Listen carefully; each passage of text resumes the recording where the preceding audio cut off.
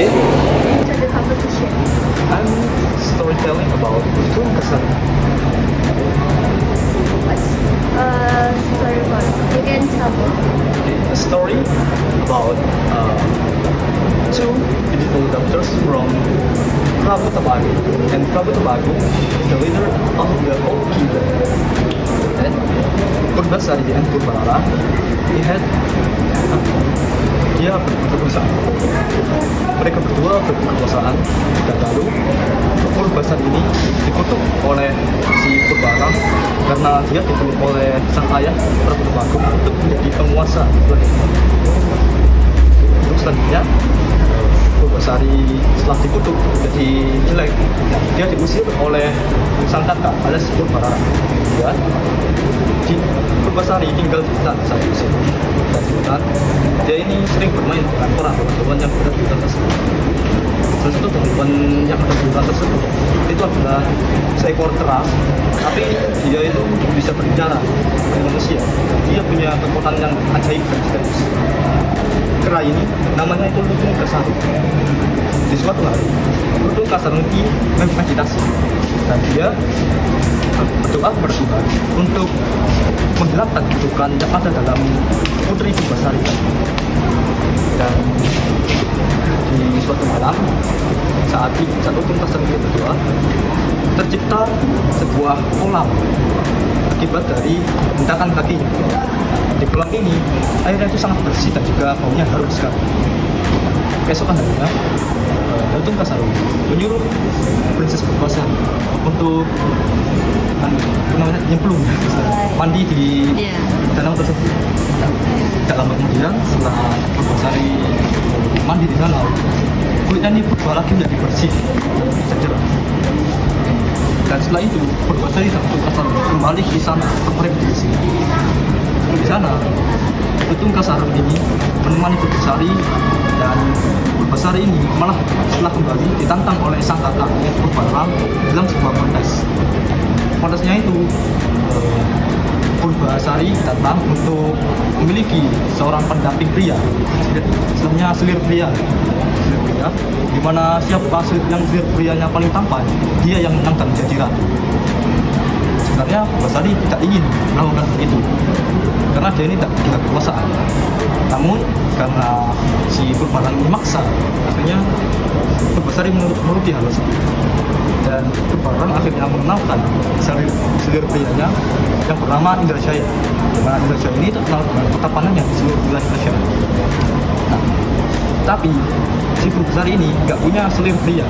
Nah, karena dia pas saat itu bersama Lutung Kasarung, akhirnya dia melanjutkan Lutung Kasarung untuk mengatakan bahwa si Lutung ini merupakan selir pria.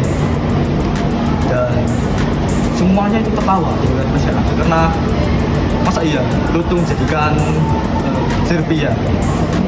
Akhirnya si Lutung ini meditasi saat itu juga. Dan dia itu ada sebuah jawaban di mana dia berubah menjadi seorang pria yang sangat tampan. Saking tampannya, dia ini lebih tampan daripada Indrajaya. Akhirnya karena semua orang di sana lebih terkesima sama si Lutung Kasarung yang berubah menjadi sosok pria tampan ini, akhirnya si Purbalala akhirnya menyerah dan dia mengaku kalah terhadap Purbasari. Pada akhirnya Purbasari ini jadi ratu, tapi dia memaafkan sang saudara Purbalala dan juga selir pria dan mengizinkan mereka untuk tinggal di istana. And what inspired you to choose a story based on local wisdom for the competition? Just from the story, this is mempelajari kita untuk respect other people as they are. Jadi pesan kita untuk respect terhadap sama kita. Jadi nggak boleh kita saling membenci antara orang lain, dan juga kita harus tetap menghormati siapapun orang yang berada di dekat kita. How did you prepare for presenting the story? Were there any specific challenges you faced during preparation? For preparation, I'm training from storytelling 2 weeks ago. And this is, I think, so difficult, but I can do. And now, when I can do the storytelling, lain ya gitulah saja. What was the most challenging part of presenting a story with local wisdom in front of the judges and the audience? Sebenarnya saya ini sedang sakit sedikit ya. Sakit, jadi untuk halangan yang ada itu mungkin karena suara saya tadi agak serak dan kepala saya agak sedikit pusing. Tapi alhamdulillahnya saya berhasil mengatasi hal tersebut dan bisa mengikuti lomba ini dengan baik. And the last question is, was there a specific message you wanted to convey through the story? Why was the message important to you? Jadi untuk pesan yang disampaikan saya pribadi dari cerita Lutung Pasar ini, kita ini belajar bagaimana kita mampu menghargai orang lain tanpa menganggap bahwa kita lebih baik dari mereka. Dan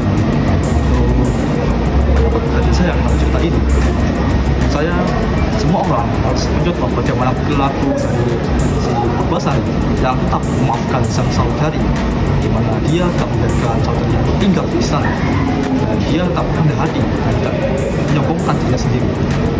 Jadi menurut saya inti utama dari cerita ini adalah mengajarkan bahwa setiap orang itu pasti memiliki perbedaan, tapi bagaimana kita menghilangkan semua perbedaan dan kita mampu menghargai orang lain seperti berbeda dari kita.